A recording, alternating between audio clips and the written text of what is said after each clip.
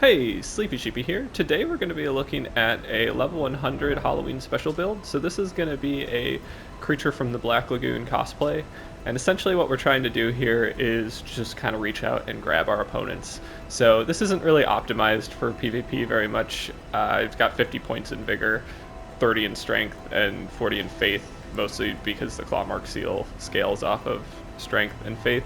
But we're going to find that this doesn't really matter too much. I made a video earlier that showcased the Inescapable Frenzy incantation, and some people in the comments kindly pointed out that if you two-hand the weapon, you get much more damage. So with that setup, you can pretty easily one-shot everybody, and that's going to be the main attack that we're going for. We are going to have the Dagger Talisman on, because occasionally we'll go for some parries using the Misericorde, but the main setup here is going to be to use Endure, and then two-hand our seal and go for Inescapable Frenzy. So that way we'll be able to poise tank any attacks that come our way, and we should be able to land the grab.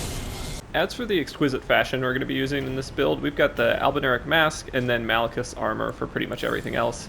I found this to be the best way to replicate the creature from the Black Lagoon, just because Malachus Armor looks kind of like fish scales, and then the Albinauric Mask is generally creepy, looks like a creature. Doesn't have exactly the same look as the creature from the Black Lagoon mask, but I thought it was as close as we could get. I also wanted to use the Darkness incantation, which did get a slight buff in patch 1.07, where it now costs slightly less FP. However, landing this in, well, you can't really land it, but using it in PvP is pretty useless and kind of just opens yourself up to get hit, since the cast time is pretty slow, and it also doesn't last for very long. So I found it to be a nice way to kind of end an invasion, just kind of use that and slow walk out of there.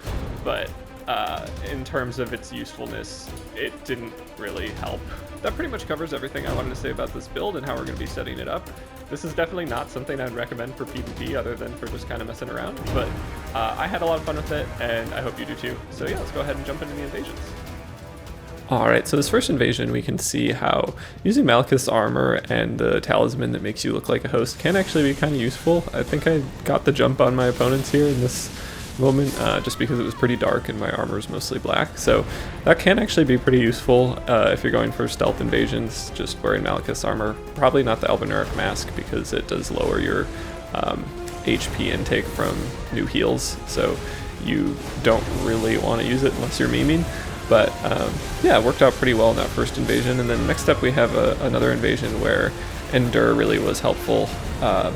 You are able to utilize the Inescapable Frenzy two-handed while Endure is still active, but your window is much shorter than if you were to just one-hand the seal, so that little extra time that it takes to swap over to two-handing the weapon is definitely worth it, but it gives your opponent more time to react and maybe roll away from you.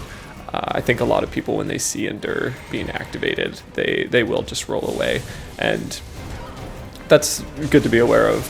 I wouldn't say that this is a good setup for PvP, but you definitely can get some wins with it. I also had a decent amount of losses.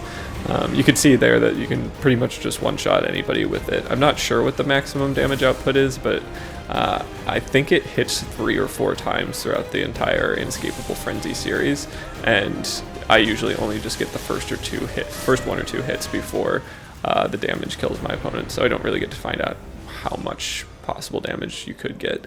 But there, I kind of like that one just because that guy tried to parry it with the curved swords, which really wasn't the play.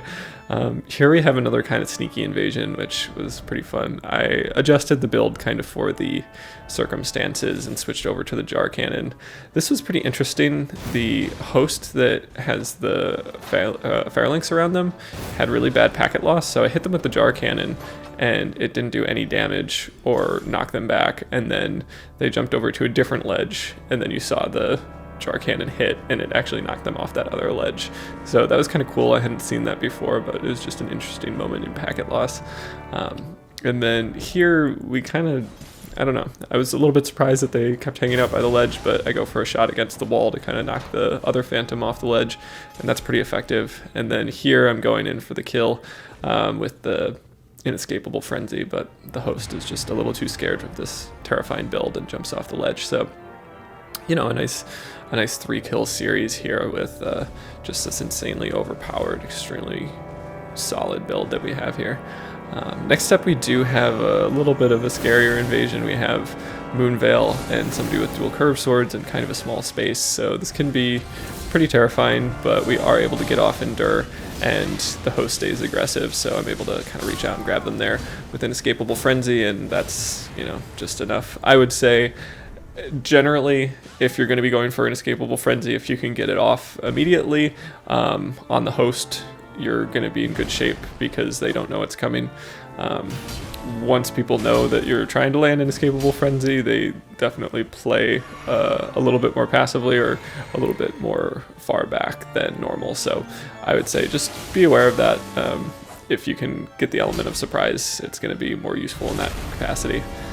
Next up, we have a host that went for a jumping attack with Colossal Swords and really opened themselves up for a backstab. I always like going for those. Here we have another invasion where Inescapable Frenzy is just going to be a great way to start the fight. You put on Endure, let the host get aggressive, and just kind of grab them. So that was, you know, kind of fun.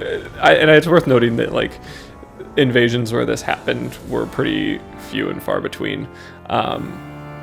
Most people don't just kind of run in and attack a host immediately in a situation where you can get off Inescapable Frenzy. Like, if somebody has curved swords or straight swords or anything with a fast recovery time, they might see you use Endure and then back up, and that's going to be pretty common.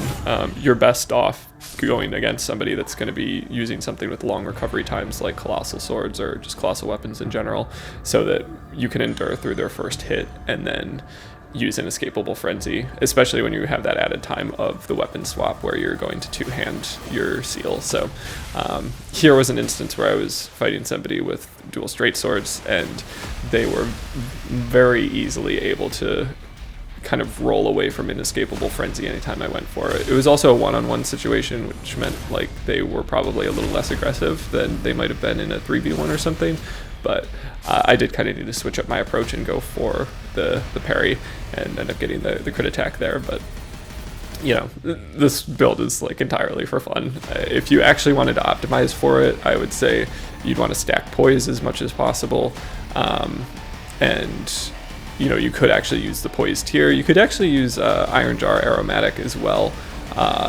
If you think that you're going to have pretty aggressive players, that might be a nice way to just deal with some of the poise damage coming your way and get off Inescapable Frenzy. When I made that first video, I really didn't know that you could one-shot people with it still. The patch notes on Fextra Life mostly talked about how everything in terms of it being overpowered was mostly fixed. So yeah, I mean, you could probably make a pretty viable build just with Inescapable Frenzy, but I don't know if I'd necessarily recommend it. For me, it doesn't really showcase your skill too much in terms of like spacing and timing. It's more of a like try to get lucky with your Endure and then, or whatever like poise damage method you're dealing with. So I would say it's definitely fun, but not like the most useful thing, and not really a good way to get better at the game or develop a more skilled approach in terms of mechanics within Elden Ring. So here was another 2v1 where we had somebody that was pretty aggressive. Again, we have bigger weapons, and I'm able to land Endure through their attack, and then utilize their recovery frames to land Inescapable Frenzy. So that's really like the whole plan and basically the entire build. I don't know really what else to say in terms of how you're gonna win with this type of stuff, but yeah, I just kind of hope everybody has a good holiday and that you know, the cosplay was a little bit funny. But that's really all I've got to say. So yeah, I just hope you have a good one and enjoy this last invasion here.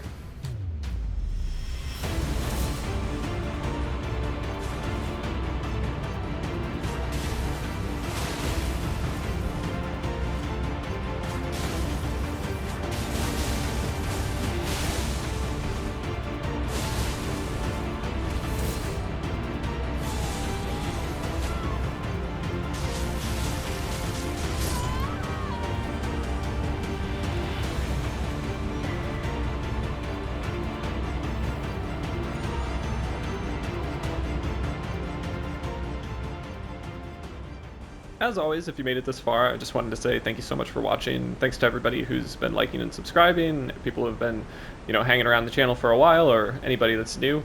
I like to make stuff pretty frequently, so if you have any suggestions for new builds you'd like to see, or just kind of funny stuff you'd like to see, let me know. I'm always happy to try it out and see if it works. So yeah, thanks. Bye-bye.